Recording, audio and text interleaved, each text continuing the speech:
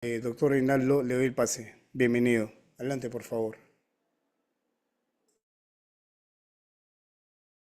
En otros temas que no son comerciales, pero que nos van a ir situando. Estados Unidos persigue tres grandes enemigos, los adversarios: China, Irán. Doctor Reinaldo, ya estamos en línea. Sí, sí, sí, sí, no que Ah, se ya, me muy bien. Se no, cruzó. Muy bien, muy bien. en otro tema. Ya, a ver, voy a compartir pantalla, ya Sí, sí lo puede ser. Bienvenido. a ver, me avisas, ¿ya está? Sí, está en blanco y negro todavía, pero listo. Sí, ya está. Ahora sí, Estamos. ¿no? Ahora sí, Correcto. listo. Muy buenas noches, estimados colegas, público en general, ya estamos una vez más en este diplomado, este curso que está organizando la prestigiosa institución ILADES de Derecho Constitucional y Procesal Constitucional. Y hoy el tema que vamos a desarrollar, que es también un tema que pertenece, que forma parte, que va de la mano con los otros dos temas anteriores y que en realidad con toda la temática del curso, son los estados de excepción y las características que acompañan a estos mecanismos dentro del marco del sistema internacional de los derechos humanos, tanto a nivel externo y tanto a nivel también interno. Vean ustedes, cuando hablamos de los estados de excepción, siempre hay que recordar que estamos haciendo referencia a aquellas situaciones en donde se concentra el poder. Algunos le llaman, es un término fuerte, eh, a veces no me gusta decirlo porque suena un poco, es fuerte, pero en realidad es lo real, ¿no? Es que los estados de excepción concretizan una forma de dictadura constitucional, no dictadura de facto. ¿No? La dictadura de facto es cuando rompes el sistema constitucional, cuando no hay ningún tipo de mecanismo que limite eh, el ejercicio del poder. En cambio, en los estados de excepción, no. La dictadura, entre comillas, que suene fuerte, es una dictadura, pero dentro del margen del sistema constitucional. Y por tanto, no es una dictadura sin control, es una dictadura bastante limitada, bastante controlada porque el constituyente considera que hay situaciones que se pueden presentar, y eso es verdad, en donde se puede poner en peligro, se puede poner en peligro la propia, no solamente el sistema constitucional como tal, sino la propia vida institucional del Estado, la propia nación puede estar en peligro. Y entonces, ante situaciones como esta, es que justamente lo que se busca en el marco de la declaración de los estados de excepción es tratar de salvar al país o corregir esa situación que definitivamente está golpeando o está amenazando el orden constitucional. Entonces, eso hay que entenderlo, ¿no? No se trata del ejercicio del poder sin control. Por otro lado, el tema de los estados de excepción siempre ha sido un tema recurrente y presente dentro del derecho constitucional. De hecho, un famoso jurista alemán, Carl Schmitt, él hablaba en su obra La teoría de la Constitución que el verdadero soberano era el que controlaba, dirigía o imponía el poder en un estado de excepción. Él decía, ese es el verdadero soberano. Porque bajo la teoría schmittiana, el pueblo, la soberanía popular que delegaba a las autoridades el ejercicio del poder, era una soberanía, digámoslo así, indirecta y al mismo tiempo una soberanía relativa. Y él decía, en realidad, cuando se declara el estado de excepción, quien ejerce el poder verdaderamente resulta ser el soberano. Porque en un estado de excepción, el que ejerce el poder, la autoridad, concentra el mismo y además puede zafarse de muchas reglas, de muchos cabos, de muchas de muchas cuerdas que un sistema constitucional normal no podría. Y eso Carl Schmitt lo decía porque, bueno, él estaba analizando también y tenía presente al alcance de su mano la famosa Constitución de Weimar, la Constitución alemana de 1919, que en algún momento yo les he explicado, está considerada como una de las 4 cartas sociales del mundo. Ya saben que las cartas sociales se caracterizan por haber reconocido por primera vez a los derechos de segunda generación, ¿no? La primera fue la Constitución de Querétaro, mexicana, del 17. La segunda fue la Constitución rusa del 18, producto del triunfo del bolchevismo y de la toma del Partido Comunista del poder y el que conllevó a derrocar a la monarquía rusa representada por los zar. Nicolás II fue derrocado. Y la tercera carta social fue esta, la carta alemana, la Constitución alemana en 1919, conocida como Constitución de Weimar, que fue producto también de la caída del Imperio Alemán al haber perdido Alemania en la Primera Guerra Mundial y producto también de su rendición firmando el famoso Tratado de Versalles de 1919. Ya saben que la cuarta carta social fue peruana, la Constitución de 1920 también está catalogada como una de las primeras cartas, específicamente la cuarta carta social del mundo. Bueno, regresando a la Constitución de Weimar de 1919, que Carl Schmitt tenía a la mano, él decía, en esa Constitución había un artículo que efectivamente decía que el presidente de la República podía decretar el estado de excepción, pero era un estado de excepción que a diferencia de los actuales estados de excepción que existen en todos los países, la mayoría de países del mundo, incluyendo en nuestro país bajo la Constitución de 1993, tenía, si no es poco, casi nada de control y restricción del ejercicio del poder una vez que se declaraba el estado de excepción. Por eso que analizando eso, Carl Schmitt decía, finalmente, el que decreta el estado de excepción y ejerce el poder en el estado de excepción, ese resulta ser el verdadero soberano. Y enlazaba con su teoría porque consideraba que efectivamente el soberano de un país, de una sociedad, debía ser alguien que representara al pueblo, no el pueblo, sino alguien que representara, que tuviera la legalidad y la legitimidad. Y en ese caso, pues, el representante era el presidente alemán, ¿no? Entonces, esta situación de que la constitución alemana no establecía restricciones tan fuertes como ahora tienen la mayoría de constituciones de los Estados Unidos, hacían porque era finalmente el presidente es el verdadero soberano. Y más aún, ¿Qué coño? ¿Quieres matarme? a ver, por favor, doctor Luis, tu audio. Ah, gracias, muchas gracias. Finalmente decía pues Carl Schmitt, el presidente es el verdadero soberano y más todavía cuando decreta el estado de excepción y ejerce el poder, que por cierto era un poder casi incontrolable en esa época en la Constitución alemana.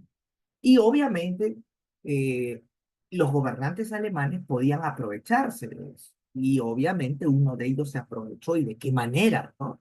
Cuando Hitler llegó al poder en 1933, lo primero que hizo es declarar el estado de excepción. Y Alemania vivió en un estado de excepción desde 1933, que Hitler tomó el poder como canciller, hasta 1945, en donde pierde la Segunda Guerra Mundial. O sea, durante estos 13 años, Alemania vivió de manera permanente dentro de un estado de excepción y haciendo, pues, llevando a la realidad la teoría, pues, de Carl Schmitt, porque en esa época la constitución alemana no establecía, pues, un límite a los estados de excepción, ni siquiera en cuanto al tiempo. Por eso que Hitler, de manera muy astuta, lo primero que hizo llegando al poder es declarar el estado de excepción. Y con el estado de excepción, él ejerció el poder totalmente absoluto, ¿no? Por eso que ahí se concretizaba lo de Schmitt, ¿no? Él era el soberano, no había más. Bueno, pero obviamente los estados de excepción de esa forma hoy en día ya no son posibles, al menos en la mayoría de estados occidentales, ¿no? Donde estos estados de excepción, por más que concentren el poder cuando se declaran, tienen una serie de límites, tanto políticos como jurisdiccionales. ¿Para qué? Para evitar, pues, situaciones que desnaturalicen la figura y nos lleven a una dictadura totalmente absoluta bajo el marco de un sistema constitucional. Era increíble porque Hitler no era un dictador de facto, ¿ah? Hitler era un dictador constitucional, porque la constitución alemana amparaba la declaratoria del estado de excepción de manera permanente a criterio del presidente, que en ese momento era el Führer, y además casi sin ningún tipo de restricción. Por eso que obviamente el ejemplo de lo que pasó allí conllevó a que después muchos países dijeran, no, no, por más estado de excepción hay que poner candados por todos lados, porque si no, terminamos convirtiendo bajo la figura del estado de excepción al estado constitucional democrático en un auténtico estado dictatorial constitucional. Qué contradictorio, pero era así. Lo que había en Alemania era un estado dictatorial de carácter constitucional, porque la misma constitución no falta en esa época. Curioso, curioso. Pero, bueno, a partir de allí se aprendió la lección y hoy en día los estados de excepción, si bien se pueden definir como dictaduras constitucionales, tienen candados, tienen cabos que ya no están sueltos, curiosamente cabos, no es siquiera un cabo, cabos que ya no son sueltos y que maniatan, que amarran, que tratan de restringir el ejercicio del poder por parte del presidente de la República, que es el que declara y ejerce el poder en un estado de excepción, para evitar lo que pasó en Alemania antes de la Segunda Guerra Mundial. Entonces, les dije que los estados de excepción son las figuras que se dan para salvar el orden interno, cuando hay una situación de gravedad o amenaza al orden interno. ¿Pero qué cosa es el orden interno? Miren, el Tribunal Constitucional en la sentencia que ven ahí, el expediente 0017-2003, lo ha definido y ha dicho que consiste en aquella situación de normalidad ciudadana que se acredita y mantiene dentro de un Estado, cuando se desarrollan las diversas actividades individuales y colectivas sin que se produzcan perturbaciones o conflictos. ¿Ya? Cuando se lleva una vida normal, tranquila, en paz, no hay perturbación de nada. O bueno, siempre hay, pero no de la manera tan grave que podrían poner en peligro el sistema. Hace referencia a la situación de tranquilidad, sosiego y paz dentro del territorio nacional, la cual debe ser asegurada y preservada por el órgano administrador del Estado para que se cumpla o materialice el orden público y se afirme la defensa nacional, que es tanto interna como externa. En eso se basa la defensa nacional. Ahora, ¿cuáles son los aspectos que comprenden el orden interno? ¿O cómo nosotros podemos decir que un sistema constitucional concretiza o se desenvuelve dentro de un orden interno cuando se cumplen tres aspectos? El primer aspecto, seguridad ciudadana, protección de la vida, integridad física, moral, patrimonio, etc. Por ejemplo, yo les pregunto, hoy en día en nuestro sistema constitucional, ¿hay orden interno? Ya por el primer aspecto estamos muertos, porque no habría seguridad ciudadana, y todo lo contrario, hay una inseguridad ciudadana, que sería una de las causas para declarar el estado de excepción, como está sucediendo. Claro, ¿no? Otra cosa es la efectividad, que lo vamos a ver, otra cosa. Acá estamos en la cuestión teórica. Para que se dé un orden interno, tiene que haber seguridad ciudadana. Cuando no la hay, ya el orden interno se encuentra en peligro, en amenaza. Pero no solamente el orden interno comprende la seguridad ciudadana, comprende, miren el segundo aspecto, la estabilidad de la organización política. ¿Tenemos estabilidad política? No, hace tiempo que no tenemos estabilidad política. Miren, de los tres aspectos, dos aspectos de nuestro sistema constitucional que no se cumplen y por lo tanto que nosotros diríamos que nuestro orden interno es absolutamente indébil, es absolutamente débil. Es un orden interno que en cualquier momento se puede desboronar, porque de los tres aspectos, menos dos no tiene en estos momentos, siendo totalmente realistas. No hay ni seguridad ciudadana, ni tampoco hay estabilidad política para comprender cuándo se da verdaderamente un orden interno, cuando un Estado está en paz.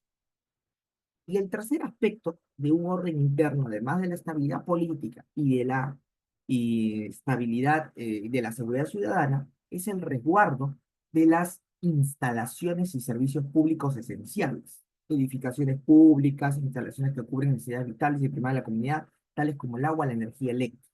Bueno, hay resguardos, sí, en la época del terrorismo nosotros recordaremos que no había, tercer aspecto tampoco se cumplía, porque nos ponían los coches bombas, ¿no? Y precisamente en instalaciones y en lugares donde se brindaban servicios públicos esenciales, ¿no? ¿Se acuerdan que habían apagones casi todos los días, ponían coche bombas, incluso en empresas que tenían que ver, privadas, que tenían que ver con las telecomunicaciones? Acuérdense por los atentados al 2, por ejemplo. Hoy en día eso todavía, bueno, al menos podríamos decir que es lo que más, entre comillas, seguro tenemos dentro del marco del orden interno. Pero los otros dos aspectos no se cumple una adecuada seguridad ciudadana, ni tampoco hay una estabilidad en la organización política. Ya nos hace que pensar que nuestro orden interno, como les vuelvo a repetir, es bastante débil, o hasta cierto punto es bastante débil, ¿no? Que en cualquier momento se puede terminar en... El orden interno tiene que ver con la normalidad constitucional, la normalidad constitucional. Por eso se dice, la situación extraordinaria, o sea, que configuraría el estado de excepción, se configura por la alteración del normal desenvolvimiento del aparato estatal y o de las actividades ciudadanas, y cuya gravedad hace imprescindible la adopción de medidas excepcionales. Y si bien puede predeterminarse en su naturaleza y consecuencias políticas, sociales y económicas, no puede precisarse cuándo se desarrollará. Dentro de ese singular e inusual contexto, el Estado hace frente a la perturbación ocasionada por dicho clima de anormalidad, empleando para tal efecto recursos excepcionales para conjurar y eliminar rápida y eficazmente los factores de alteración. No solamente el orden interno y la normalidad constitucional se pueden afectar por la inseguridad, la violencia o actos, por ejemplo, de terrorismo o una cuestión de amenaza de una guerra exterior, sino también por situaciones que tienen que ver con eh, atentados a la salud pública. Por ejemplo, ¿cuándo se puso en peligro el orden interno? Con una pandemia. La pandemia del COVID-19 puso en peligro la salud pública y por ende el orden interno y la normalidad constitucional se vieron afectados. Por eso que se tuvo que declarar los estados de emergencia en esa oportunidad. Entonces, no solamente tiene que ver con cuestiones de guerra, cuestiones de terrorismo o cuestiones de organizaciones criminales, delincuencia, como sucede actualmente, o inestabilidad política, como es uno de los aspectos del orden interno, sino que también tiene que ver con cualquier circunstancia que amenace ese orden interno. Y una pandemia es una situación de amenaza. También puede ser pues, una catástrofe natural. Imagínense un terremoto grado 8 que está pronosticado que va a suceder en cualquier momento frente a las costas de Lima. En el Perú, por el silencio sísmico que hay desde 1746, que fue el último terremoto, o sea, hace 2 siglos. Ya, si sucediera una situación así, obviamente pues eso va a alterar y romper el orden interno y por ende la normalidad constitucional. Entonces, son cuestiones excepcionales que se tienen que resolver de manera inmediata.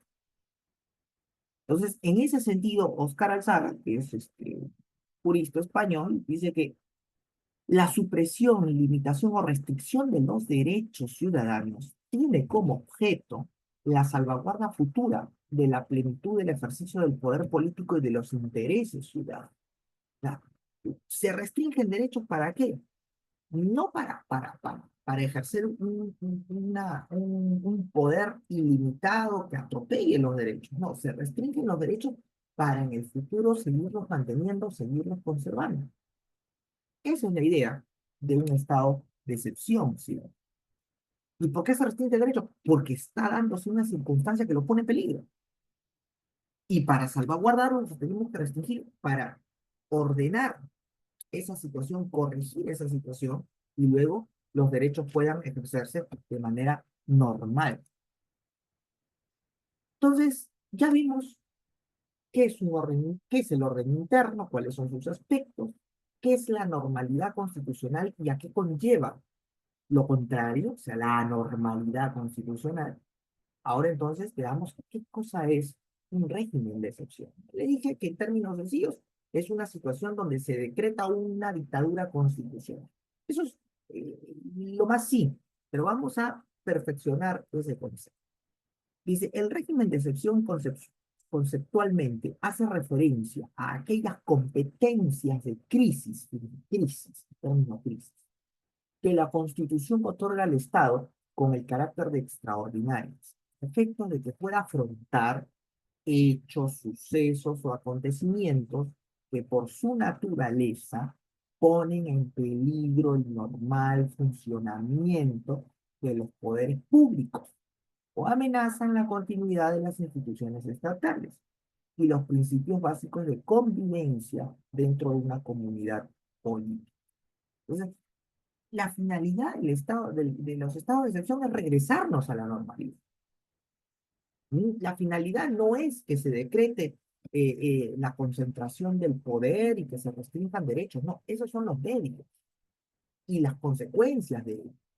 Pero la finalidad del estado de excepción apunta a que se restablezca el orden interno con la consecuente normalidad constitucional eh, que le es a aquel orden interno, que es consustancial a aquel orden interno. Entonces no se trata de que el Estado se su finalidad restringir derechos. No, no. La finalidad es retornarnos a la normalidad constitucional. Por ende, atacar, corregir, buscar la manera de eliminar esa circunstancia anormal que pone en peligro la vida de una sociedad, la vida de una nación, el orden interno y la normalidad constitucional de un Estado.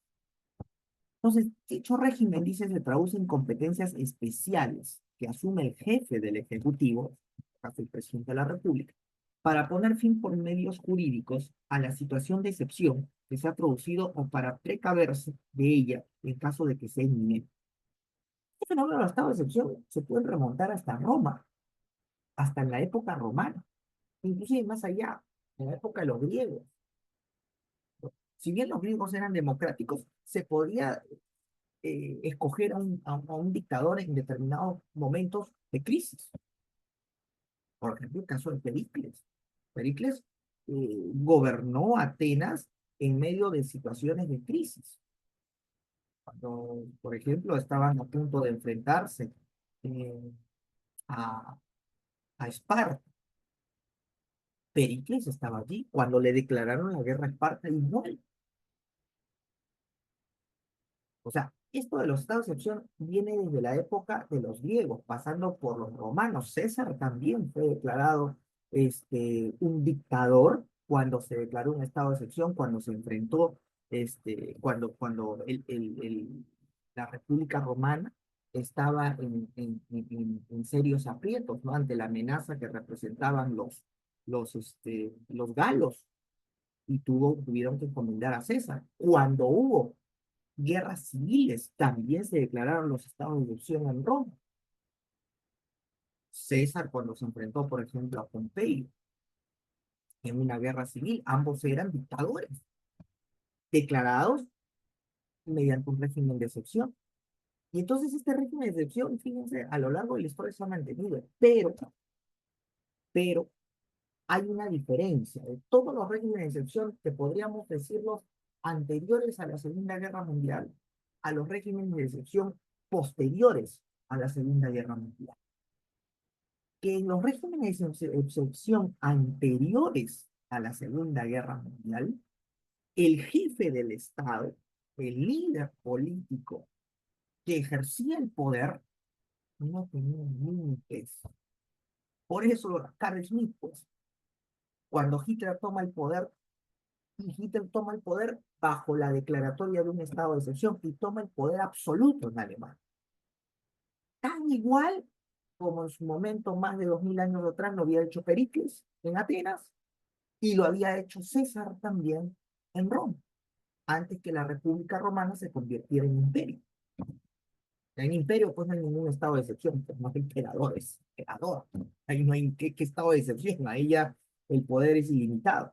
Pero acuérdense que Roma, antes de ser imperio, fue república y había la figura del estado de excepción. César fue, por ejemplo, Mario, antes de César, que era, dicho sea de paso, era familiar de César. Mario también fue un líder político romano que tuvo la dictadura constitucional en Roma.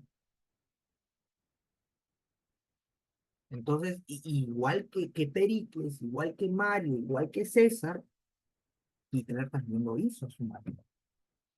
Después de la Segunda Guerra Mundial, los regímenes de excepción se mantienen, pero ya con una serie de límites. Por eso hoy día un presidente de la República declara un estado de excepción, no podría ser pues un Hitler, o no podría ser un César, o no podría ser un Napoleón, o no podría ser pues un Pericles, porque ya la Constitución le ha puesto candados, por más estado de excepción en el que nos encontremos. La diferencia con los estados de excepción en la antigüedad, hasta 1945, es que una vez que se declaraba el estado de excepción, el jefe del estado, el líder político, tomaba el poder y no tenía control. O si los tenía, eran mínimos. Eso es lo que cambia en la historia de estos estados de excepción. Lo que no ha cambiado es que el jefe del Ejecutivo siempre va a asumir el mando. Y eso se mantiene desde los griegos hasta la actualidad. En un estado de excepción es el jefe del Ejecutivo el que concentra el poder. Pero hoy en día con una serie de límites y controles que hasta antes de 1945 no existían.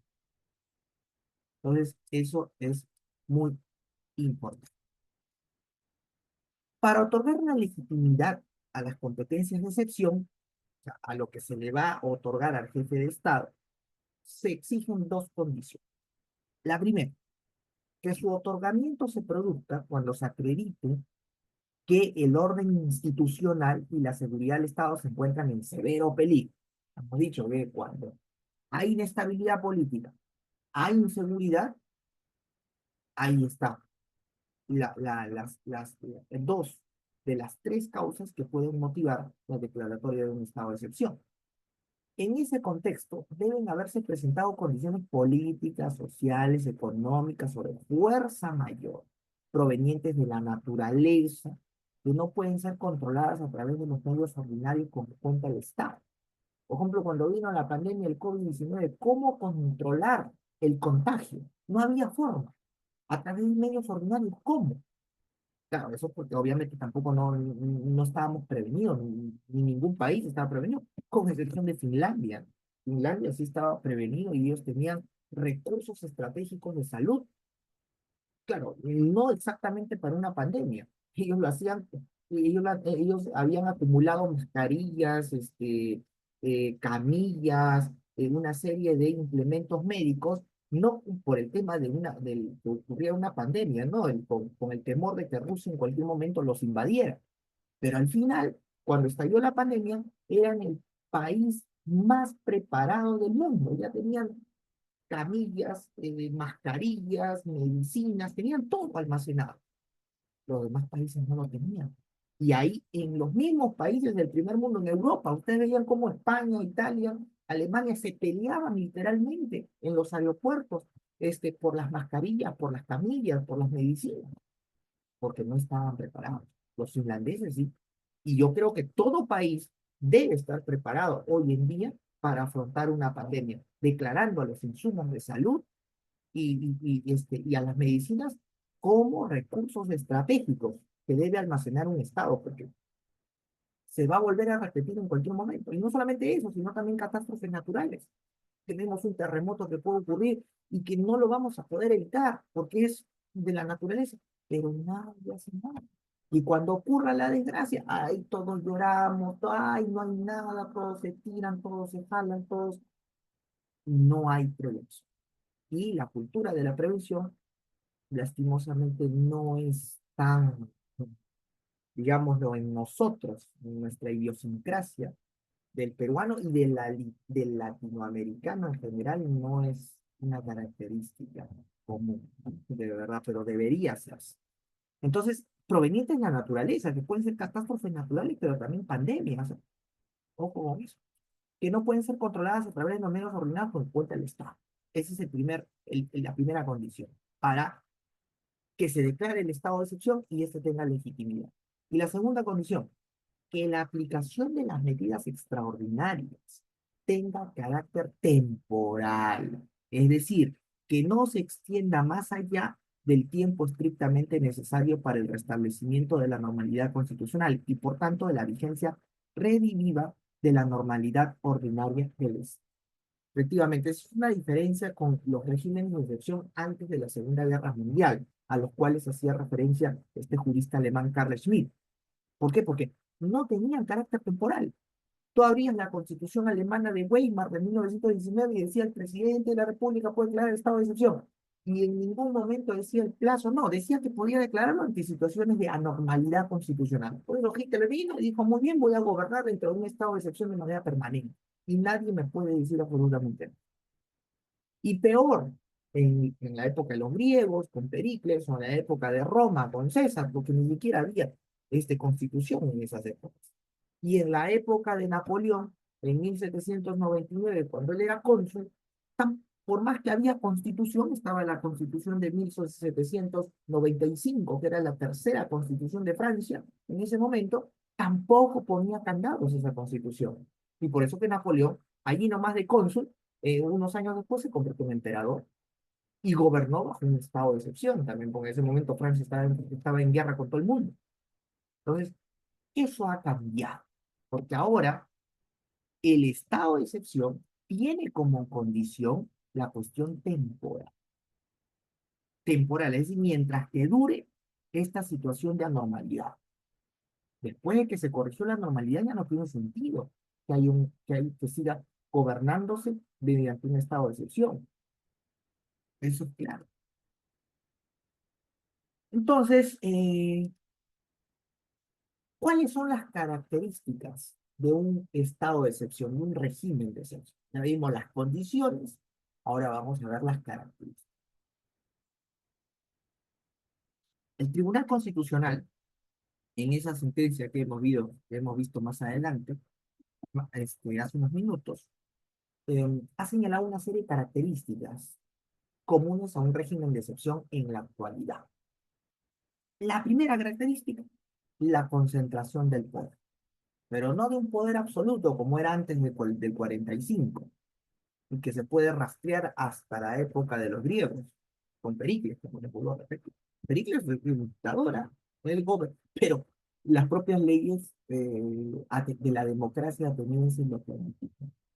Lo permitían. Concentración del poder, con permisión constitucional en un solo detentador. Normalmente es el jefe del Ejecutivo. Claro, el presidente en la antigüedad pues era el líder político, el cónsul, en el caso de Napoleón, ¿no? Y en el caso de los romanos, el César también, por ejemplo. El que sería César después, el cónsul. Por ejemplo, César fue un cónsul también y ejerció el poder en un estado de excepción al mismo nivel que 1500 años después Napoleón. Entonces, se le otorga al jefe del Ejecutivo mediante la concesión de un conjunto de competencias extraordinarias a efectos de que la acción estatal sea tan rápida y eficaz como le exigen las graves circunstancias de anormalidad que afronta la comunidad política. Fruto de ello es el acrecentamiento de las atribuciones de las Fuerzas Armadas y la Policía Nacional. Ahí entra Tallá, porque el presidente no ejerce el poder solo en un estado de excepción. Tiene que tener el respaldo y la fuerza de los militares y los policías. Por eso su poder de ellos también se acrecienta en un estado de excepción. Segunda característica, la existencia o peligro inminente de una grave circunstancia de la normalidad. Una catástrofe natural, una pandemia, una guerra civil, una guerra exterior, la violencia descontrolada por bandas criminales, delincuencia, ejemplo, cuyo origen puede ser de naturaleza político-social o diversas situaciones de fuerza mayor o a crisis económicas también. Una crisis económica también puede poner en serio peligro el orden estatal y puede ser causa de la declaratoria de un régimen de excepción, por supuesto. Tales los casos de guerra exterior, guerra civil, revueltas, motines, revoluciones, cataclismos, maremotos, inflaciones, deflaciones, pandemias, etcétera. Se te imagina una cuestión de inflación, donde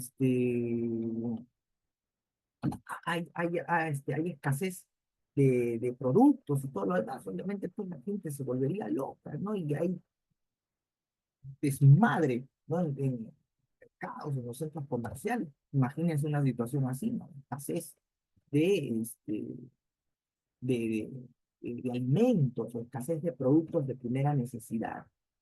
Imagínense una situación como ella, ¿no?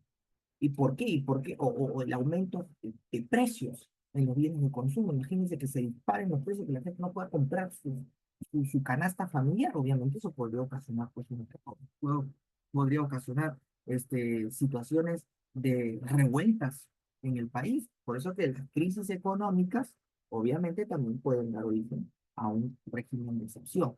No solamente, no por la crisis en sí, por ejemplo, en una inflación que los productos suban sus precios de manera absoluta y productos de primera necesidad, sino por las consecuencias de eso. La gente quiere comer, la gente necesita llevarse un pan a la boca y no puede porque los precios están por así. En la época, por ejemplo, del gobierno de García, ¿no? En el 85, donde hacías colas pues, para comprar el arroz, el azúcar, o todo el dinero que ganabas no alcanzaban para comprar una bolsa de arroz, o una bolsa de pan, ¿no? Entonces, situaciones así pueden poner en peligro, y de hecho ponen en peligro el orden estatal. Otra característica del régimen del estado de excepción es la imposibilidad de resolver las situaciones de anormalidad a través del uso de los procedimientos legales, a través de los medios comunes. Como no se pueden resolver estos problemas con los medios legales, los medios ordinarios comunes, es que no queda otra cosa que decretar el régimen de excepción. Otra característica, la transitoriedad del régimen de excepción. Eso es importante y se vuelve a recalcar. No es algo permanente, es algo puntual, algo temporal. Habitualmente su duración se encuentra, dice, prevista en la Constitución. Por ejemplo, acá en el estado de emergencia 60 días, ¿no? En el estado de sitio 45, o en las leyes derivadas de esto, o en su defecto regirá por el tiempo necesario para conjurar la situación de anormalidad. La prolongación indebida o inexcusable del régimen de excepción, además de desvirtuar su razón de ser, vulnera la propia autoridad política. Por eso que ahora hay controles, tanto políticos como jurisdiccionales, para evitar esta situación. Controles que no existían antes del año 45 en los regímenes de excepción a lo largo de la historia. Otra característica es la determinación espacial del régimen de excepción. O sea, ¿qué parte del territorio va a cubrir? La acción del Estado, dice, premunido de competencias reforzadas, se focalizará en el lugar en donde se producen las situaciones de anormalidad. De allí que se precise que la medida tiene carácter nacional, regional, departamental o local. Y eso, la Constitución exige que el presidente de la República, en el decreto que declara el estado de excepción, lo tenga que puntualizar. Para detallar en qué lugar del territorio nacional se declara el estado de excepción. Puede ser que se declare a nivel de todo el territorio también, lógicamente, se puede dar, como la vez de la pandemia, pero también puede ser que el problema esté ubicado no en todo el territorio, sino en determinados lugares. Un terremoto acá en Lima tendrían que declarar, no van a declarar el estado de excepción en todo el territorio nacional. Se vería afectada a Lima nada más. El estado de emergencia tendría que declararse solo en Lima. En cuestión de delincuencia, por ejemplo, en Trujillo, en determinados sectores, distritos, por ejemplo, de Trujillo, por ejemplo, no es todo Trujillo, aunque ya sé que ahora me dicen que es todo toda la ciudad de Trujillo y en general el departamento de La Libertad que fue tomada por la organización criminal, no tan diferente que en Lima. Y entonces tendrían que declarar el estado de emergencia en todo el territorio de la ciudad de Trujillo y también pues, el departamento de La Libertad, si lo amerita la situación. Otra característica es la restricción transitoria de determinados derechos constitucionales. Es decir, la restricción no es tampoco eterna, es transitoria y dura lo que dura el estado de excepción. Si el estado de emergencia va a durar 60 días y está restringido tu derecho a la libertad de reunión, se sabe que esa restricción solamente dura 60 días, a menos pues que se prolongue, ¿no? Dándole cuenta al Congreso y porque existe la circunstancia de la normalidad. Pero solamente la restricción dura mientras que dura el régimen de excepción. Otra característica, la aplicación con criterio de proporcionalidad y razonabilidad de aquellas medidas que se supone permitirán el restablecimiento de la normalidad constitucional. Dichas medidas deben guardar relación con las circunstancias existentes en el régimen de excepción. Esto es muy importante porque si bien en un régimen de excepción te pueden restringir derechos, esa restricción no es total, no es absoluta.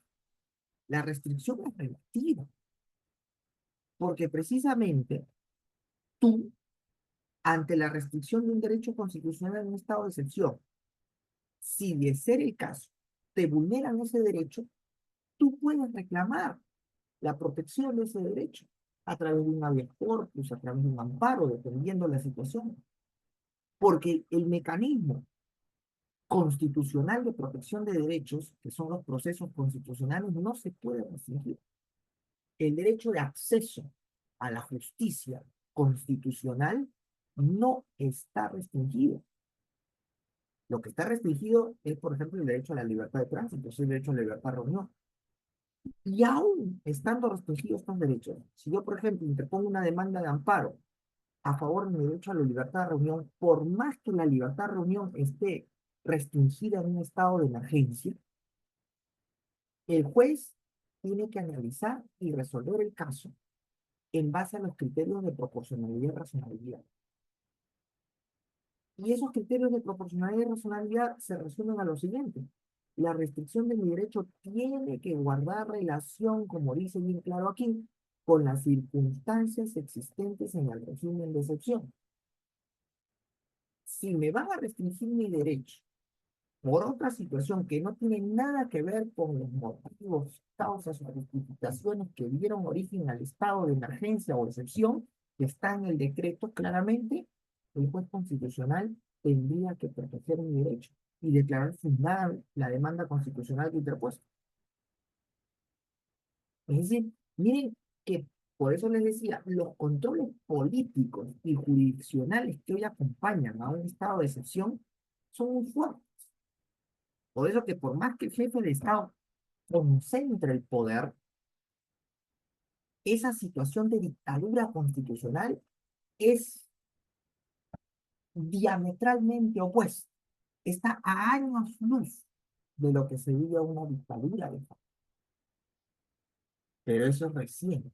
Antes del 45, la dictadura constitucional de un estado de excepción prácticamente era similar a una dictadura de facto. Es más, con la añadidura y la legitimidad que el sistema constitucional estaba avalando eso. Pues, ¿para qué hay dictadura de facto? Me convierto en dictador constitucional porque la misma constitución me avala, sin ningún tipo de candado o restricción, sin ningún tipo de control político o jurisdiccional. Por eso que Hitler se hizo un dictador constitucional. Hitler no fue un dictador de facto, por si acaso, fue un dictador constitucional. Él aplicó la cláusula, el artículo de la Constitución de Weimar para declarar el estado de excepción y convertirse en un dictador constitucional. No tuvo que romper la Constitución, dar un golpe de estado. Todo lo hizo de manera constitucional y legal. Y a eso le unamos lo legítimo, porque el pueblo alemán estaba. Entonces, eso ya no se podría repetir, menos acá en el Perú, donde hay ya una serie de candados, entre ellos los controles políticos y tradicionales a estos regímenes de excepción. Bien.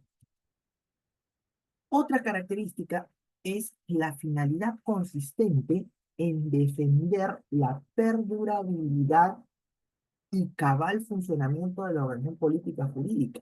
No es que tú vas a declarar el estado de excepción para romper el sistema constitucional y reemplazarlo por otro. No, no, no, esto no es una revolución o es un golpe de estado. No, es justamente para reestablecer el orden constitucional como estaba antes de que acontecieran las circunstancias que ameritaron la emisión o la declaratoria de ese estado de excepción. Entonces, hay que defenderla, pero aquí no se trata de cambiar el sistema, eso sería ilógico. Y finalmente, y finalmente, la otra característica, o característica final de un régimen de excepción, es el control jurisdiccional, expresado en la verificación jurídica de la aplicación de los principios de razonabilidad y proporcionalidad del acto restrictivo o suspensivo de los derechos fundamentales de la persona y en el cumplimiento del íter procedimental exigido por la Constitución para establecer su decretamiento, así como en el uso del control político parlamentario para que se cumplan los principios de rendición de cuentas y responsabilidad política. Efectivamente, los regímenes de excepción en nuestro país tienen dos tipos de control, el control político y el control jurídico. En el caso del control político, la Constitución es muy clara.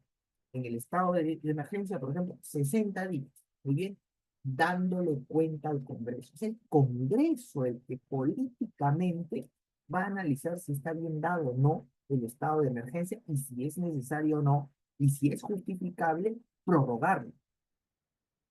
No es que el presidente se manda nomás y declara el estado de excepción, no, el Congreso se puede oponer y puede decretar que esa declaratoria de estado de excepción es inválida porque es inconstitucional. Lo puede hacer. Se trata de que el control político aquí se da. Y en los estados de sitio es igual. Es más, se declara el estado de sitio, el Congreso da luz verde, termina el estado de sitio y el presidente ya no puede prorrogarlo, a diferencia del estado de emergencia. En el estado de emergencia sí puede seguir prorrogándolo con anuencia del Congreso. No, aquí en el estado de sitio, 45 días. Culminado, ya el presidente no puede volverlo a decretar. Es el Congreso ya el que se reúne y decide la prórroga o no. Ya no es el presidente, es el Congreso, en el estado de sitio. El estado de emergencia, en tanto, el presidente sí puede prorrogarlo, pero siempre el Congreso controla. No es que el presidente de estado de emergencia, 60 días más, 60 días más, y el Congreso no es de parte. No, cuidado. El Congreso en cada estado de emergencia evalúa. Y si América, da check. Si no, no. Y el presidente no puede hacer nada. Es parte del control político. Pero por otro lado está el control jurisdiccional. Y ya les he comentado, a través de los procesos constitucionales, por más que se restrinjan derechos, yo puedo interponer procesos constitucionales para salvaguardarlos en estado de excepción. Y el juez tiene que resolver verificando allí si la restricción a esos derechos van o no van de acuerdo con el estado con el estado de excepción. Si las causas, motivos o justificación han ameritado la restricción del derecho, perfecto. Si no tiene nada que ver la restricción del derecho con los motivos que dieron origen al estado de excepción, el juez constitucional tiene que amparar la protección de esos derechos, por más estado de excepción que haya. Entonces, el control político y el control jurisdiccional son mecanismos que limitan el uso del poder político en un estado de excepción. Ahora, ¿qué nos dice la Corte Interamericana con respecto a esto? La Corte Interamericana, en su rol de protector de los derechos humanos dentro del marco del derecho internacional, ha hecho su labor y ha también, obviamente, hablado, desarrollado y comunicado todo lo referente a cómo deben darse o cómo debe ser el trato de los derechos de las personas en un estado de excepción. Y esto lo hace amparado la Corte en el documento más importante del sistema interamericano, la Convención Americana o el Pacto de San José. Por eso que la Corte Interamericana, en esa opinión consultiva 887 que ustedes están viendo ahí, que es la opinión, una de las opiniones más importantes sobre los estados de excepción, la Corte Interamericana dice lo siguiente. Am, Estando suspendidas las garantías, algunos de los límites legales de la actuación del poder público pueden ser distintos de los vigentes en condiciones normales, pero no deben considerarse inexistentes, ni debe entenderse que el gobierno está investido de poderes abstractos o absolutos. Se puede, la Corte Interamericana dice, se puede decretar un estado de excepción con restricción de derechos, por supuesto. El gobernante puede concentrar el poder también, pero esto no puede ser ilimitado, no puede ser absoluto. Se sujeta a los candados que el sistema constitucional interno tiene, pero también a los candados que el sistema internacional tiene. Porque, ojo, no solamente son candados o limitaciones que nuestra Constitución establece a la declaratoria de un estado de excepción, sea de emergencia, sino que hay también limitaciones en el ámbito internacional, producto de los tratados internacionales que fueron firmados, como por ejemplo el Pacto Internacional de los Derechos Civiles y Políticos y la Convención Americana o Pacto de San José. Por eso que la Corte señala esto que acabo de mencionar. Y justamente tenemos al Pacto Internacional de los Derechos Civiles y Políticos, que en su artículo 4, miren lo que dice, haciendo referencia a los regímenes de excepción. En situaciones excepcionales que pongan en peligro la vida de la nación y cuya existencia haya sido proclamada oficialmente, los Estados partes en el presente pacto podrán adoptar disposiciones que, en la medida estrictamente limitada a las exigencias de la situación, suspendan las obligaciones contraídas en virtud de este pacto.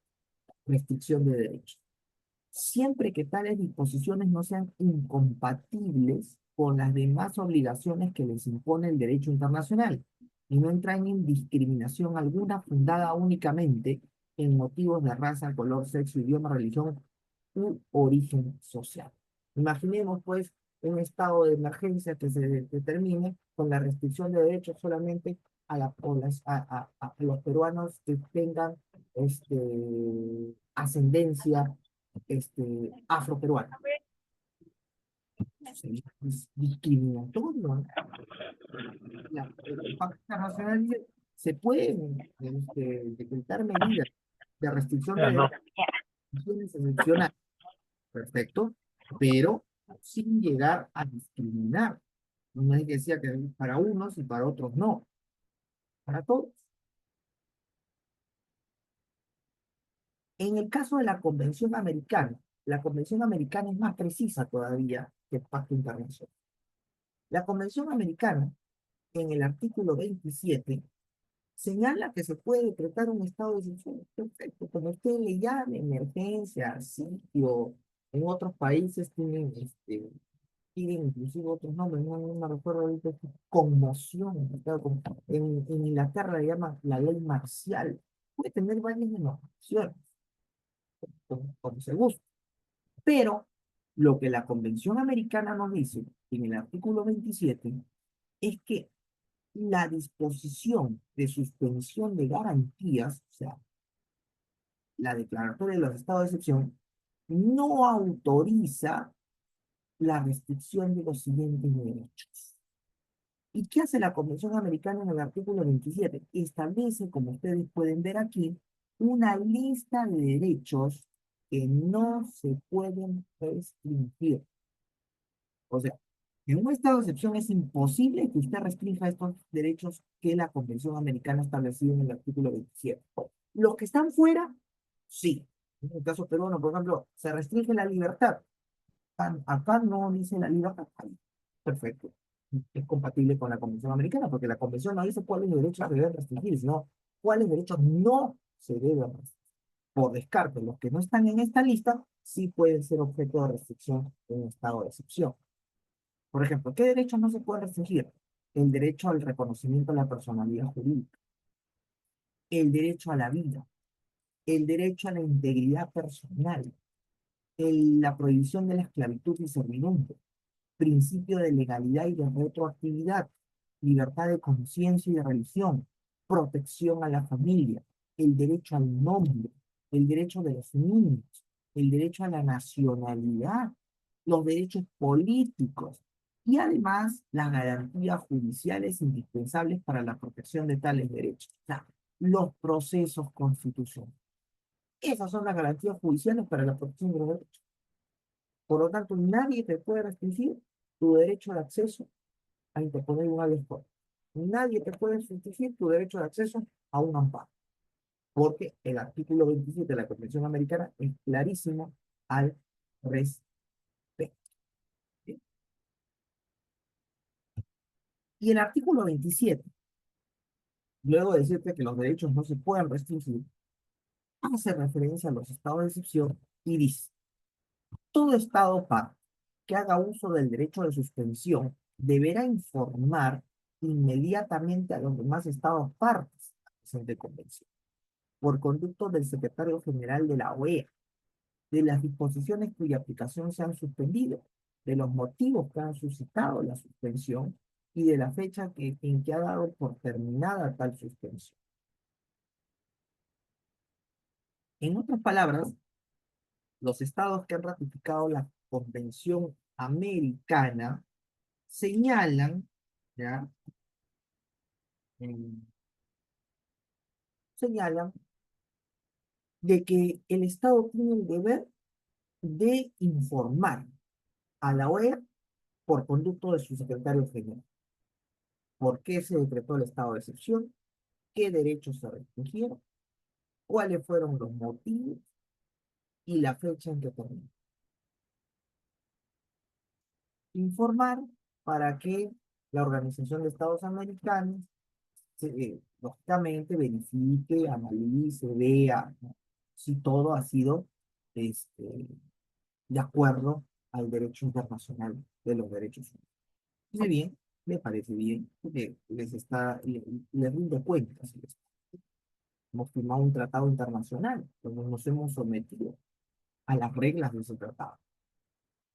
Muy bien, y así como el Pacto Internacional y la Convención Americana han desarrollado y mencionan, te dan las pautas sobre cómo debe declararse un estado de excepción, la Constitución del 93 también lo hace.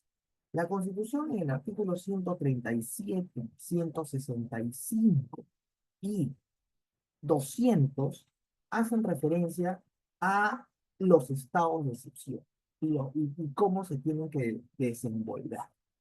El artículo 137 establece, ahorita vamos a ver, cuáles son los estados de excepción. En el Perú existen dos: el de emergencia y el de sitio. El artículo 137 se ve complementado con el artículo 165 de la Constitución. Porque, como le dije, en un estado de excepción, el presidente hace uso de la fuerza a través, pues, de los militares y los policías. Entonces, ahí viene el complemento al artículo 165. Dice: finalidad de las Fuerzas Armadas: garantizar la independencia, la soberanía, la integridad territorial de la República. Esa es la finalidad de las Fuerzas Armadas.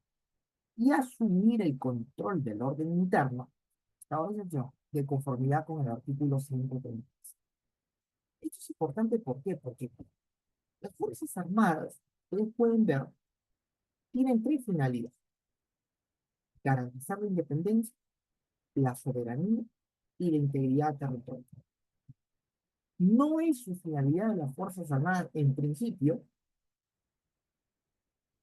tomar el control del orden interno. Esa no es su finalidad. La toma del control del orden interno en un estado de excepción por parte de las Fuerzas Armadas es subsidiaria, es discrecional a petición del presidente del jefe de Estado. Se declara un estado de emergencia.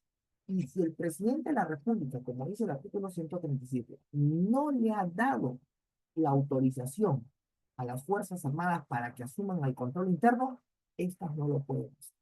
Y entonces, ¿quién lo hace? La Policía Nacional. Porque sí, una de sus funciones principales de la policía es el control de la orden interna. Esa es competencia de la policía, no de las Fuerzas Armadas. Solo que ante la magnitud de la gravedad, ante la magnitud, ante la gravedad, ante el peligro que representan las circunstancias que han dado origen al estado de excepción, y si la Policía Nacional no se puede dar abasto, el presidente otorga ese control a las Fuerzas Armadas. Pero tiene que decirlo. Si no lo dice, las Fuerzas Armadas no entran aquí en el estado de excepción, en la Policía Nacional. Entonces es importante. Y luego el artículo 200, que nos dice que el ejercicio de las acciones de habeas corpus y amparo, ojo, este es el último párrafo del artículo 200, porque acuérdense que el artículo 200 habla de las garantías constitucionales, está el habeas corpus, el amparo, el habeas datos, están todas las garantías constitucionales. En el último párrafo del artículo 200 claramente dice eso: el ejercicio de las acciones de habeas corpus y de amparo no se suspenden durante la vigencia de los regímenes de excepción. Ahí le estoy diciendo, o sea, yo puedo interponer un habeas corpus y puedo interponer un amparo, eso no se puede restringir. Cuando se interponen acciones de esta naturaleza en relación con derechos restringidos o suspendidos, si hay derechos que se pueden restringir, salvo los que están en la Convención Americana, esos nunca, todos los demás, sí, acá en el Perú solamente es optado por 5, están en el 137 como veremos, pero aun cuando esos derechos se restrinjan, el órgano jurisdiccional competente examina la razonabilidad y proporcionalidad del acto restringido. No corresponde al juez cuestionar la declaratoria del estado de emergencia en el. Efectivamente, es importante porque hemos dicho que un estado de excepción tiene dos tipos de control: el político y el jurisdiccional. El jurisdiccional se puede dar a través de esto, de los procesos constitucionales. Cuando yo considero que la restricción a mi derecho, por más que estemos en un estado de emergencia, no es razonable ni es proporcional. Porque acá te hablan de la racionalidad y proporcionalidad. Pero, pero, el control jurisdiccional tiene un límite. ¿Y cuál es ese límite? Esto: no corresponde al juez cuestionar la declaratoria del estado de emergencia ni de. O sea, se declara un estado de emergencia. Por ejemplo, hay un toco madera.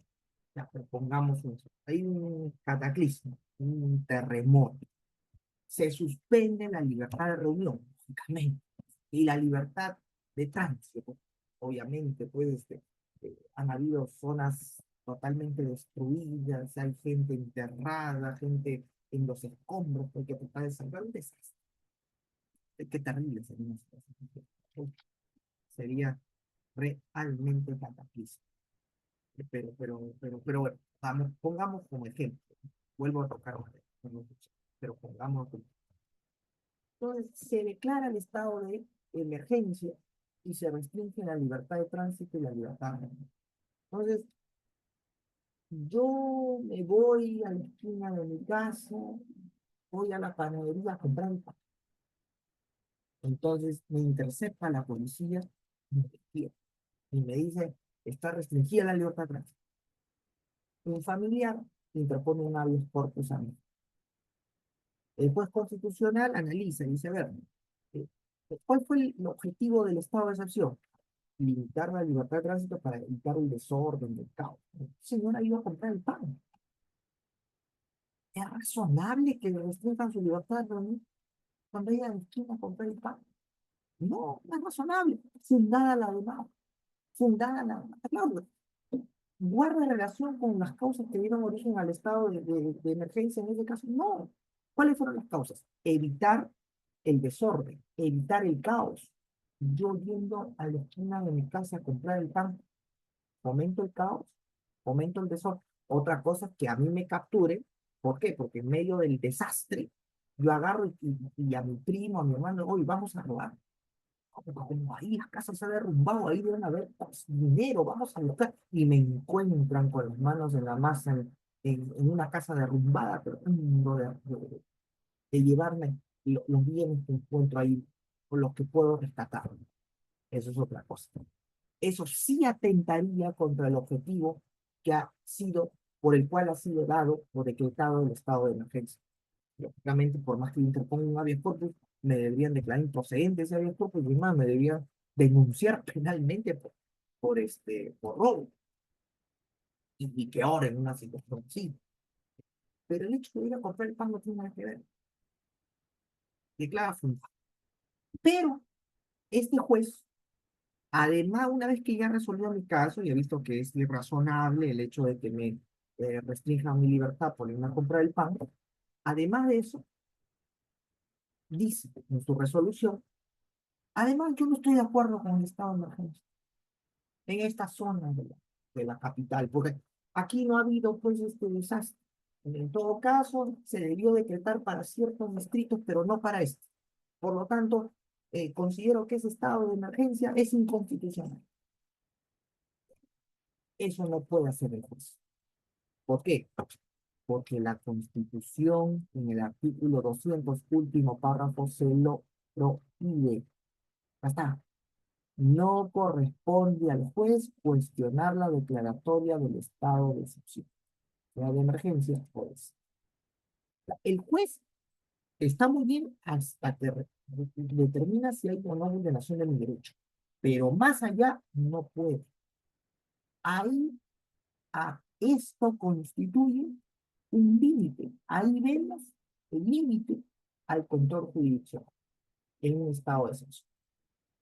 Oye, pero ¿y entonces quién controla o verifica si el estado de excepción ha sido dado bien o mal? El Congreso. Para eso hay un control político que ya no le compete al juez, es al Congreso. El Congreso sí podrá decir, oye, ¿sabe qué, señor presidente? No, pues para ese distrito pues, no sufrió ningún daño, porque declarar esta emergencia en ese sitio. Consideramos que debe declararse en los sitios donde se ha destruido prácticamente, ha habido muertos, se han caído casas, se han caído edificios. Pongamos una situación. Pero eso le corresponde al Congreso, no al juez. Por eso que en un estado de excepción hay que tener en claro el, hasta dónde llega el control jurisdiccional y hasta dónde llega el control político. El control jurisdiccional resuelve la cuestión de fondo, la restricción de derechos. Si la restricción es o no es razonable, es o no es proporcional.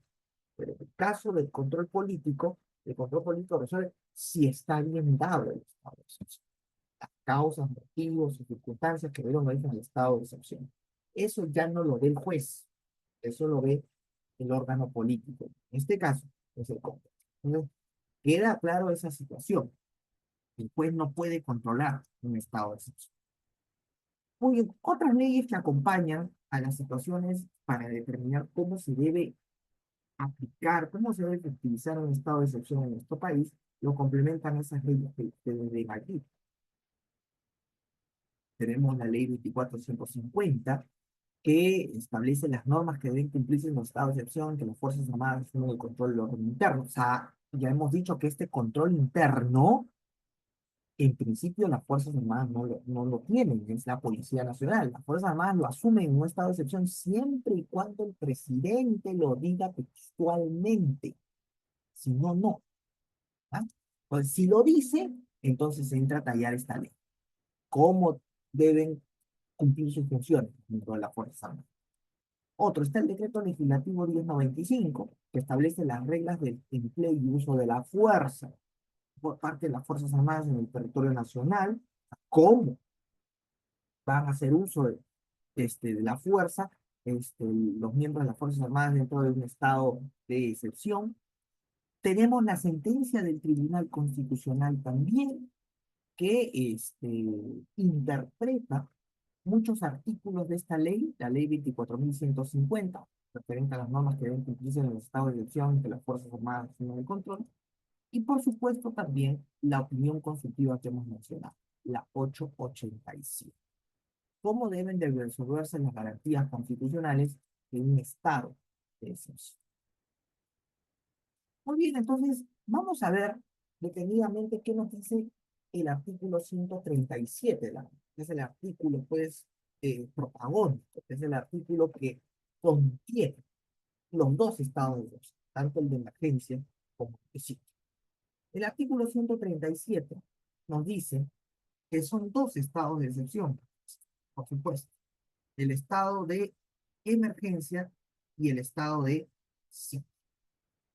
Y dice lo siguiente: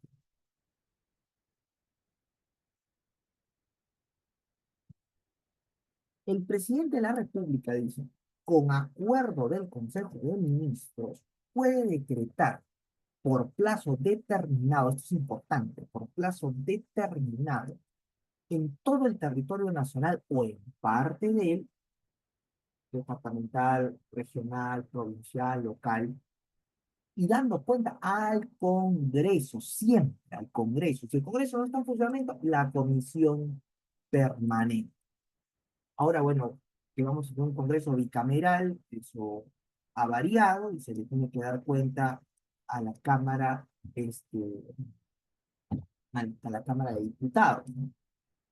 Los estados de excepción que en este artículo se cometen. Por ejemplo, dice, el estado de emergencia, en caso de perturbación de la paz o del orden interno, de catástrofe o de graves circunstancias que afecten la vida de la nación. En graves circunstancias entre las pandemias. En esta eventualidad puede restringirse o suspenderse el ejercicio de los derechos constitucionales relativos a, miren, solamente estos derechos, ¿eh? Y ojo que no están en el artículo 27 de la Convención Americana, pero estos cinco nada más se pueden restringir, relativos a la libertad, seguridad, inviolabilidad, libertad de reunión y de tránsito en el territorio, comprendido en los incisos 9, 11 y 12 del artículo 2 y en el inciso 24, apartado F del mismo artículo. Entonces, libertad física, libertad de tránsito, libertad de reunión, seguridad personal e inviolabilidad de domicilio. Son los únicos 5 derechos que se pueden restringir, porque lo dice el artículo 137, inciso 1 de la Constitución. Oye, ¿no se podía restringir otro derecho fuera de este que no tenga que ver con el artículo 27? No, no, porque aquí la interpretación es restrictiva. Cuando se trata de restricción de derechos, la interpretación siempre va a tener que ser restrictiva. Cuando se trata de optimización de los derechos, pero si se trata de restricción, la interpretación en una restricción también es restrictiva. Es muy, muy, muy, muy restrictiva. Entonces, queda claro que son esos 5 derechos. Es decir, en ninguna circunstancia se puede desterrar a nadie. El plazo del estado de emergencia no excede de 60 días. Su prórroga requiere de nuevo decreto supremo. Es a través de decretos supremos que el presidente de la República puede declarar un estado de excepción, ¿ya? Ahora, en estado de emergencia, dice, las Fuerzas Armadas, lo que mencionábamos, asumen el control del orden interno si así lo dispone el presidente. Entonces hemos dicho que la función de las Fuerzas Armadas es salvaguardar el territorio nacional, la independencia y la integridad. No más. El control del orden interno lo salvaguarda la Policía Nacional. Pero si el presidente de la República, en un estado de emergencia, por la situación, por la gravedad, por las circunstancias tan fuertes que se están viviendo, considera que la policía no se da abasto, entonces le dice a las Fuerzas Armadas, sean ellas las que asuman el control interno. Pero lo tiene que decir, acá está, lo tiene que disponer. Si no, por más que se declare un estado de excepción, será la Policía Nacional nada más. Y luego en el inciso 2 de este artículo se menciona el estado de sitio. El estado de sitio es para casos de invasión, guerra exterior, guerra civil o peligro inminente de que se produzca. Convención de los derechos fundamentales cuyo ejercicio no se restringe o se suspende. Aquí tienen que decir, estos derechos no se restringen. Por supuesto, en el artículo 27 de la Convención siempre van a estar. El plazo correspondiente no excede de 45 días. Al decretarse el estado de sitio, el Congreso se reúne de pleno derecho. La prórroga requiere aprobación del Congreso. Es el Congreso el que ya aquí ya se decretan los 45 días, el Congreso se reúne de pleno derecho y ellos ya deciden si se prorrogan o no. Bien, los estados de excepción, como hemos visto ya, son mecanismos constitucionales que permiten poner en suspenso, la vigencia de ciertos derechos fundamentales y cuya causa radica en la existencia de factores internos o externos que ponen en grave riesgo la integridad del Estado, que tienen como finalidad restaurar, entre otras cosas, la seguridad del Estado. El Congreso es el órgano encargado de evaluar si la declaración del estado de excepción es una necesidad, es decir, si las medidas tomadas son indispensables para asegurar el restablecimiento del orden público, la seguridad nacional y la normalidad. Por eso les decía, oye, pero ya, el juez en un proceso de habeas corpus amparo determina si se afectó o no mi derecho, pero ¿qué pasa si el estado de excepción, las causas, no corresponden a que se haya declarado el estado de excepción? ¿Quién debe verificar eso? Ya no es el juez, es el Congreso. Es el Congreso el que evalúa bajo qué causas, circunstancias o justificaciones se ha decretado el estado de excepción. Y bajo ello, él determina. Por eso es importante lo que se señala aquí. En estado de emergencia, vamos a ver ahora cada uno de los estados. En el caso peruano, la emergencia y el desastre. El estado de emergencia es una institución constitucional que permite al Poder Ejecutivo afrontar situaciones de gravedad que pueden desestabilizar el orden constitucional. Listo. Puede restringirse o suspenderse el ejercicio de los derechos generales relativos a la libertad y seguridad personal, la inviolabilidad del domicilio y la libertad de reunión y de tránsito. Y hemos dicho que fuera de estos 5 derechos que vemos aquí, no se pueden restringir más. Y aún restringidos estos derechos, yo puedo interponer procesos constitucionales a favor de ellos, de estos derechos, si en caso a mí me los vulneran, y la justificación, la restricción no guarda relación con los motivos, causas o justificaciones que dieron un origen al estado de excepción. El presidente de la República puede encargar el control del orden interno de las Fuerzas Armadas. Ya le hemos dicho que esto del presidente solamente el control del orden interno a cargo de las Fuerzas Armadas solamente acontece si el presidente de la República así lo determina textualmente en el decreto supremo que declara el estado de excepción. El control llevado a cabo por las Fuerzas Armadas debe ejercerse bajo los principios de razonabilidad y proporcionalidad, conforme a su naturaleza y lo dispuesto en el artículo 200. Por eso que aquí entra a tallar estas leyes que les he mencionado. Tratado el estado de excepción y teniendo el control de las Fuerzas Armadas, teniendo el control del orden interno por disposición del presidente de las Fuerzas Armadas, Estas dos normas, la ley 24.150 y el decreto legislativo 1095, cobran total eficacia. Entonces, aquí porque las cosas más tienen que ver cómo van a desplegar, cómo van a hacer el uso de la fuerza, en el marco de que no es una guerra, sino que es una situación de restablecer el orden interno, que en principio lo custodia la Policía Nacional. Y estas dos normas entran a tallar más la sentencia del tribunal de cómo, pues, esa atribución que el presidente les otorga, que es excepcional, ellos la van a realizar. El plazo es de 60 días, efectivamente prorrogable, sí o que sí, dándole cuenta al Congreso. La Constitución, dice, ha confiado a las Fuerzas Armadas la función de garantizar la independencia, la soberanía y la integridad territorial de la República.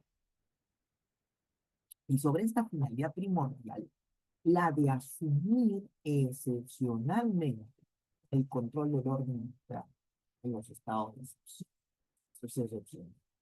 Cuando así lo disponga el presidente de la República, además de participar en el desarrollo económico y social del país y en la defensa civil conforme.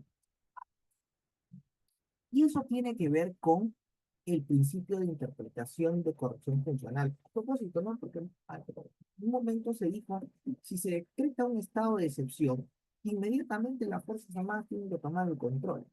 Claro, esa interpretación, sin que el presidente lo diga, se sobreentiende. Esto de que el presidente lo mencione en su decreto es algo que es reiterativo, ¿no?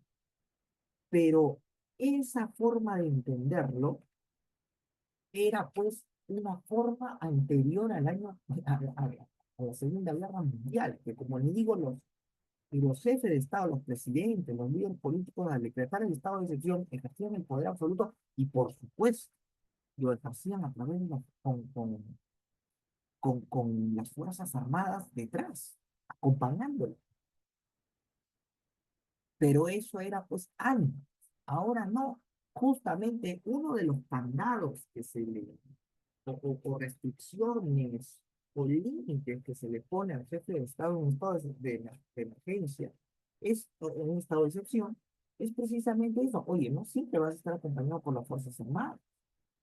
Tienes que decirlo y además tienes que argumentarlo, porque tienes al Congreso que te va a controlar eso, te va a verificar si era necesario, ameritaba la situación de que el control interno lo asuman las Fuerzas Armadas.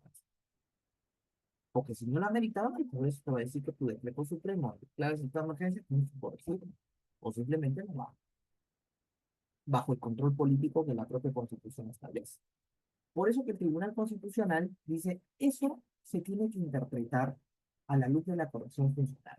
No es que las Fuerzas Armadas asuman el control del orden interno, no, porque esa no es su competencia. El artículo 165 establece que las Fuerzas Armadas tienen otro tipo de competencia, la de salvaguardar la soberanía nacional, la integridad del territorio, la independencia.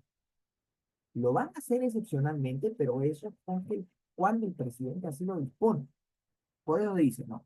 Señala que la Constitución debe ser interpretada, este principio de interpretación de corrección funcional, ustedes lo conocen, y este principio que ha desarrollado el tribunal establece que la Constitución debe ser interpretada de tal forma que las funciones de cada órgano no se vean alteradas. Por lo tanto, las competencias complementarias de las Fuerzas Armadas deben ser de subsidiariedad, tal como ocurre en el caso del control del orden interno, donde existe otro órgano competente, en este caso la Policía Nacional.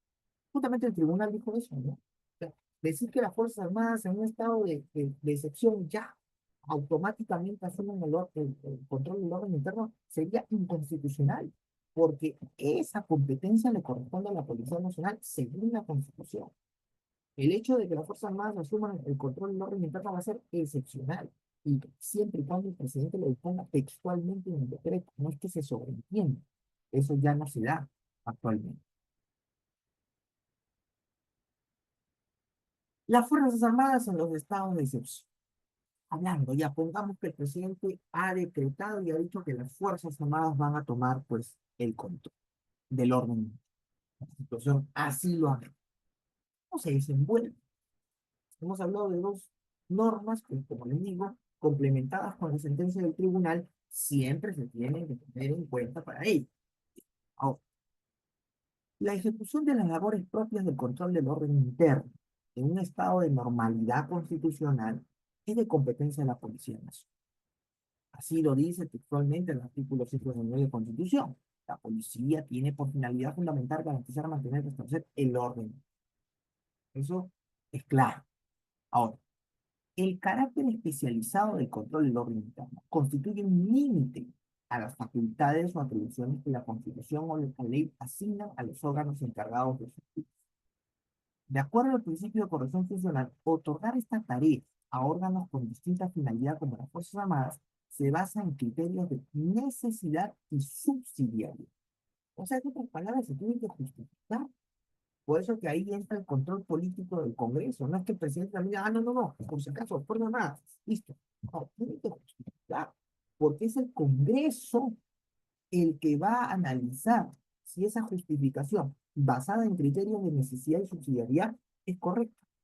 Porque, como vuelvo a repetir, el Congreso, haciendo su control político sobre los estados de excepción, le podría decir tranquilamente al presidente, oye, oye, oye, ¿por qué has dado el control a las Fuerzas Armadas si acá no hay ninguna situación de necesidad y subsidiariedad?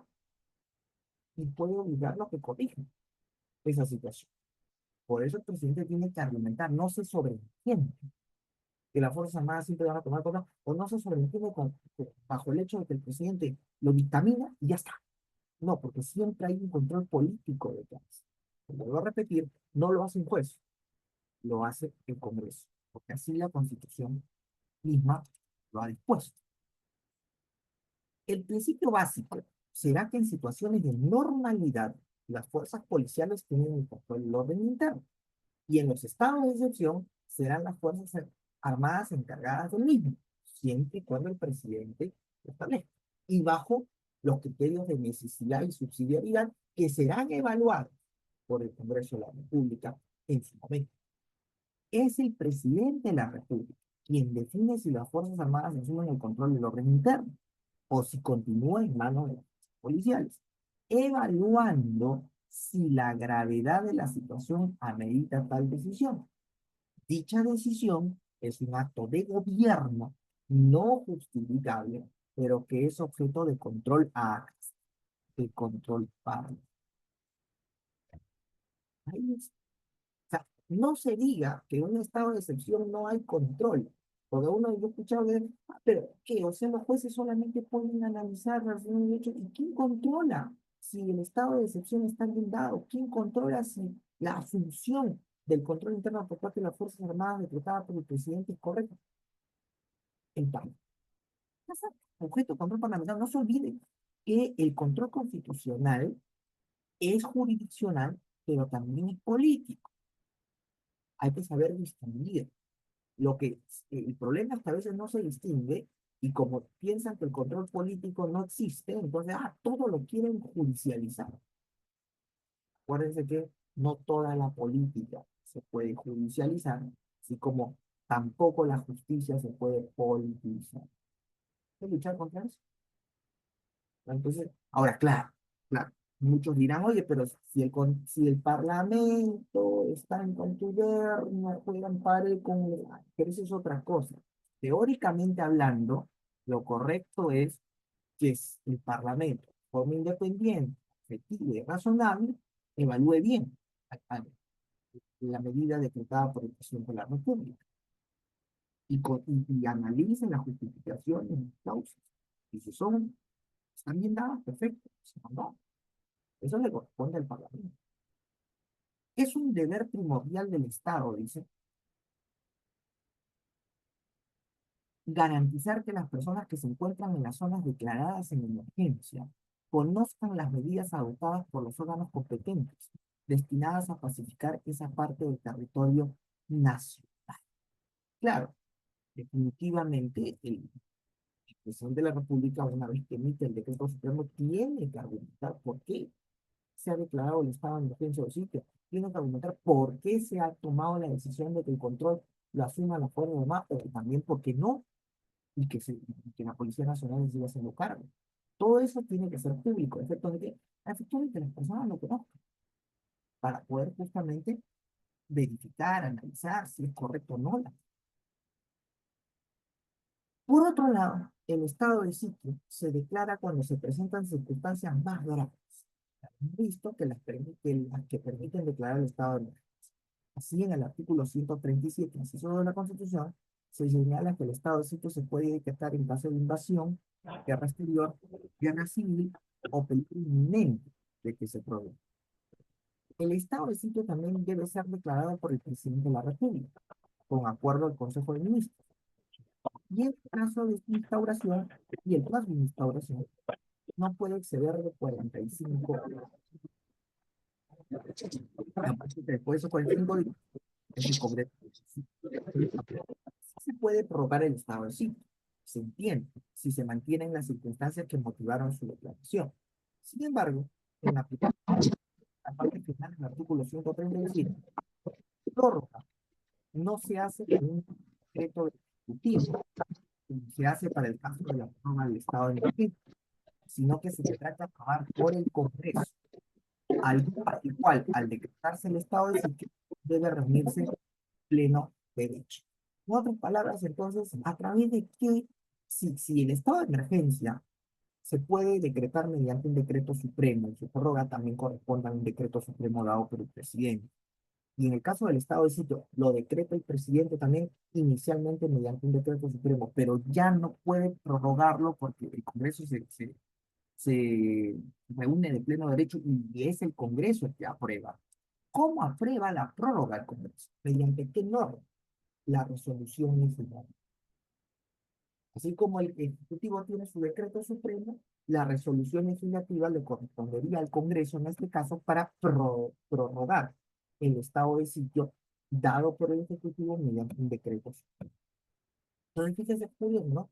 En el estado de emergencia, la declaratoria y las prórrogas son mediante decretos supremos. En cambio, en un estado de sitio, la declaratoria es mediante un decreto supremo, pero las prórrogas corresponden a las resoluciones legislativas emitidas por el Congreso.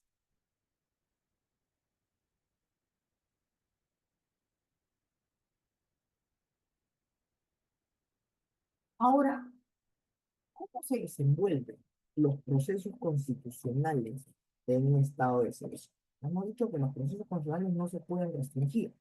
Por lo tanto, son perfectamente dables que estos se utilicen para salvaguardar derechos en caso, pues, hayan estado de excepción, incluso derechos que se encuentran válidamente restringidos. En el artículo 200, el último párrafo de la Constitución, se ha señalado que el ejercicio de las sesiones de habeas corpus y amparo no se suspenden durante la vigencia de los regímenes de excepción, a que se refiere el artículo 137. Y se agrega luego cuando se interponen acciones de esta naturaleza, ¿sabes? Por amparo, en relación con derechos restringidos o suspendidos, como la libertad física, la inviolabilidad de domicilio, la libertad de reunión, el órgano jurisdiccional competente examina la razonabilidad y proporcionalidad del acto lesivo, acabo de mencionar, y no corresponde al juez cuestionar la declaratoria del estado de emergencia ni de... Ya hemos visto que ese es el límite del control jurisdiccional. ¿A quién le corresponde? Al control político establecido en el párrafo. Ni siquiera las graves circunstancias que justifican la declaración de un estado de sitio son motivos legítimos para que se instaure lo que en rigor constituiría un gobierno militar. Si el mantenimiento del Estado, los gobiernos y sus instituciones democráticas son los objetivos principales de las Fuerzas Armadas, cuando actúan defendiendo el territorio nacional, tales fines no pueden propenderse justamente anulando. Siempre va a ser así. Eso lo dice el Tribunal Constitucional.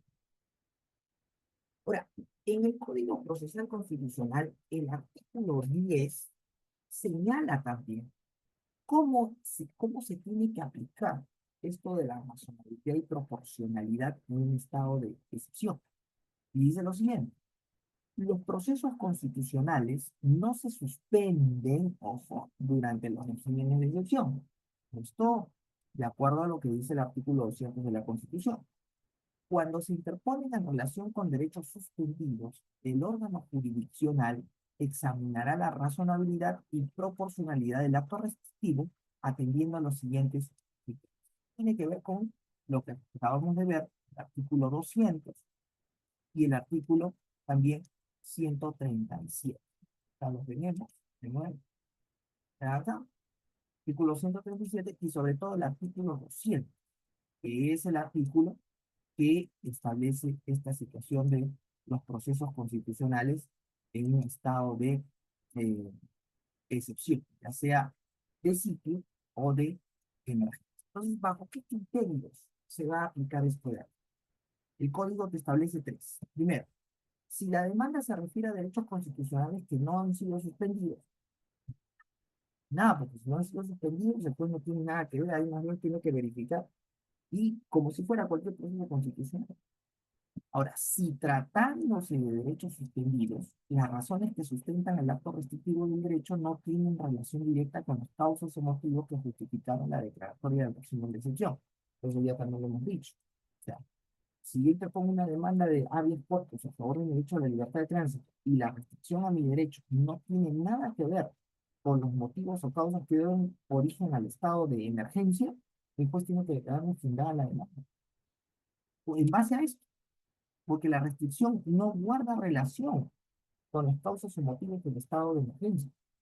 Para que el juez me rechace mi demanda, la restricción a mi derecho a la libertad de tránsito tiene que guardar relación con las causas o motivos que dieron origen al estado de excepción. Ahí cobra justamente vigencia esto de la razonabilidad y proporción. Y tres, si tratándose de derechos suspendidos, el acto restrictivo del derecho resulta manifiestamente innecesario o injustificado, atendiendo a la conducta del agraviado o a la situación de hecho evaluada sumariamente por el juez. Sí, estos son los tres criterios que desarrollan la razonabilidad y proporcionalidad aplicada a la defensa de derechos en un estado de excepción. ¿En qué ámbito geográfico tiene la vigencia de los derechos constitucionales, la restricción de los derechos constitucionales durante un régimen de excepción? Según se señala en el párrafo final del artículo 10 del Código Procesal Constitucional, la suspensión de los derechos constitucionales tendrá vigencia y alcance únicamente en los ámbitos geográficos especificados en el decreto que declara el régimen de excepción. Solamente allí, en esos espacios.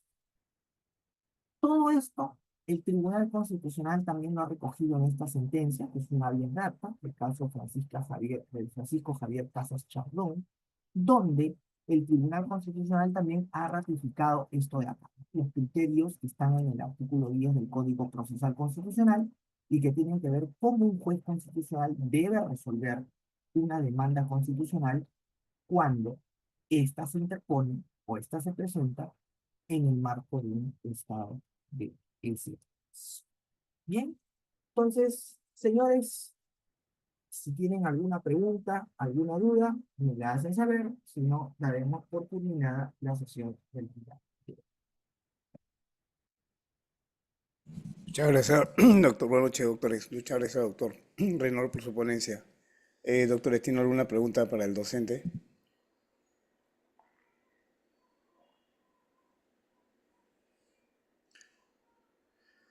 Doctor Reynaldo, si no más preguntas, damos por Sí, finalizada la sesión. igual, Doctores, sí, la Juan, siguiente sesión de este jueves lo vamos a pasar para el día lunes 17. por favor, el día lunes 17 terminamos la última sesión y las diapositivas de esta clase también se las estoy entregando a Henry para que también él les alcance a todos. Gracias, doctores. Muchas gracias. Damos por finalizar la sesión de hoy. Muy buena noche a cada uno de ustedes. Hasta luego.